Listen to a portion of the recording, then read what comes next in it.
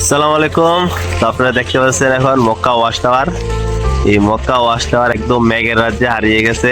দেখতে পাচ্ছেন কতটা উঁচু হলে একটা বিল্ডিং এরকম মেঘের রাজ্যে হারিয়ে যেতে পারে। পাহাড়ের বুক চিরে উঠতেছে সূর্য।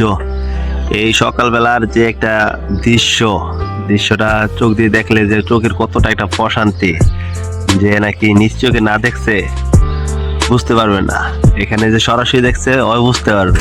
ভিডিওতে ততটা বোঝা যায় না যে কতটা সুন্দর লাগে সকালবেলার টাইমটা। দেখুন আকাশটা কিরকম। আর এই যে মক্কা ওয়াচ টাওয়ার একটু আগে মেঘে ঢাকা ছিল, এখন মেঘে ঢাকা নাই।